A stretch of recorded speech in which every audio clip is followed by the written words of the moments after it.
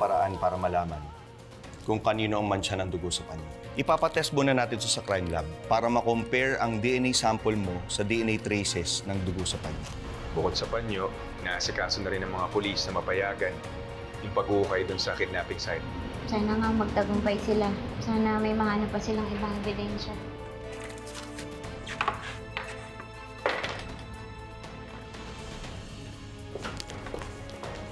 Babe, ano yung dala mo? What's inside the bag? This, yeah. Papunta na sana ako sa physical therapist ko, babe, you know, for my leg. I decided to bring an extra change of clothes just in case pagpawisan ako mamaya sa mga exercises ko doon. Eh, di ba lagi kang may dalang spare clothes sa kotse mo? Yeah. Yeah, I do. Kaso nagamit ko na yun eh. One time, nung nabutan ako ng ulan coming from the office. Hey, you know what? I'll just call my therapist right now. I'll cancel the appointment. You know, para makapag-spend time tayo together. Ano ka ba, babe? Importante yung therapy mo. I know. Hindi rin naman ako makakapag-focus dun, babe eh. Isipin ko lang lahat ng pinagdadaanan natin lately. So why don't we just stay home? You know, just us two. Eh? Mas gagaan pakaramdam ko kapag kasama kita. Come on. Let's go to the kitchen. Prepare tayo ng lunch habang nag-uusap. Come on.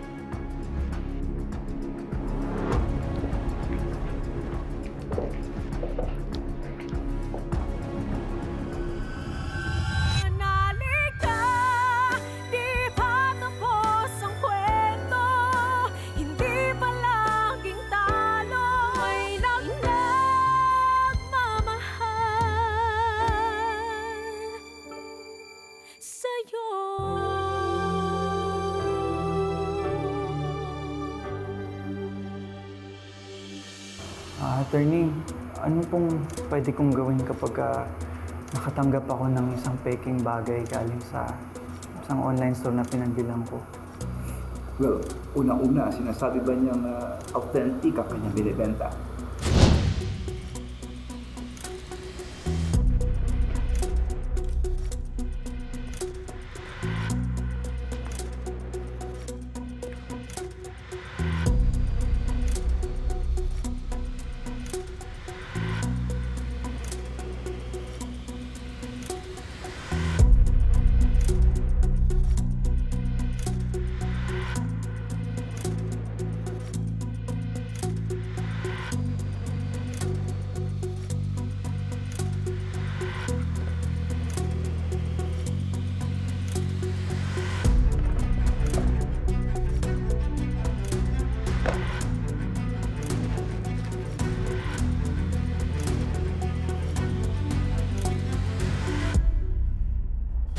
Opo, nakalagay po doon sa post na 100% authentic po yung gaming console na binibenta niya. Tapos, pagdating ko po sa bahay, peke po yung natanggap ko. At yun din yung sabi doon sa gadget store na pinuntahan ko po. Ako, nakakontak ko ba itong seller na to? Naglaho na lang po siya na parang gulay. At tangay niya po yung 5,000 ko. Attorney, yung pera ko, inipon ko po yun galing sa sweldo. Alam mo, Marco, hindi na bago yung mga nangyari sa iyo. Marami talaga mga namemeke ngayon. Ngayon, ang pwede natin gawin dito, pwede kang magreklamo, mag-file ng complaints. Sa Department of Trade and Industry, meron silang online fraud division. O kaya naman, pwede sa National Bureau of Investigation o yung tinatawag nating NBI Cybercrime Division. Tanda mo ito, bilang mamimili, may proteksyon ka, Marco. At kami naman sa PAO, handa kaming tumulong sa iyo, pwedeng documentation ng mga complaints mo o kaya naman ang pag-file mismo ng complaint. Salamat po, attorney. Ilalaban ko. Tama yan, Marco. Umanday ang mga nambubudol na yan. Tutulungan ka namin.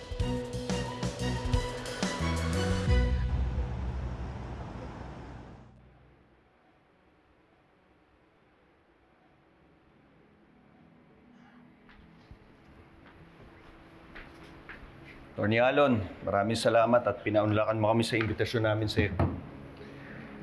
Like I said before, wala akong tinatago. I just want to get this whole thing over with para ma-clear ko na yung name ko. Sir, may resulta na po ba yung DNA? Pwede po ba namin malaman yung findings? Nagdala ako ng photocopy ng lab report para makita niyo ang test results. Ayon sa lab, dugo ni Mang Kanor ang natagpuan sa panyo. Bukod doon, meron din traces ng DNA ni Attorney Alon. Nag-match yung DNA sample na binigay niya noong 1 linggo.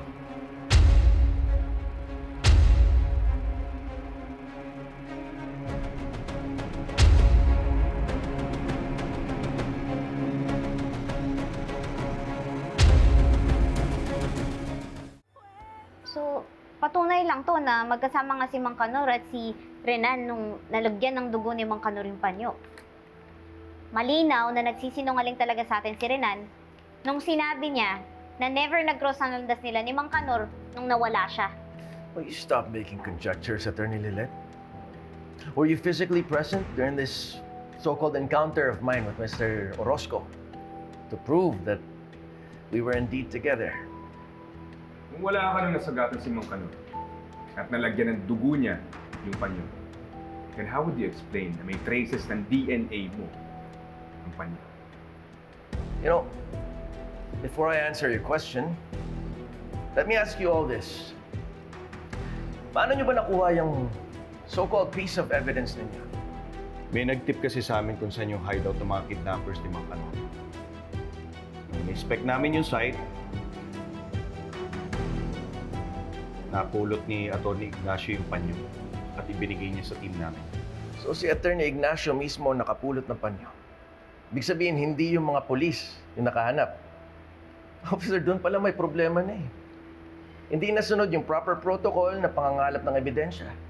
At dahil nahawakan ni Attorney Ignacio ang panyo, considered na contaminated na yung evidence dahil sa interference ng isang sibilyan. And besides, how sure are you na hindi planted ang evidence na yan? Walang iya ka? Hindi ako sinungaling at manluloko kagaya mo. Totoo nakita ko yung panyo doon sa site. Hindi ko gawa-gawa yun. At lalong hindi ko tinanim yung ebidensyang yan. Kahit sabihin niyo pa na may traces ng DNA ko ang panyo, wala nang merit yun. Because this evidence has been compromised and may have been tampered with.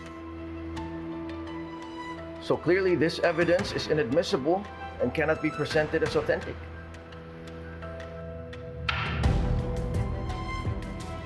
Kaya hindi niyo ako maaaring kasuhan.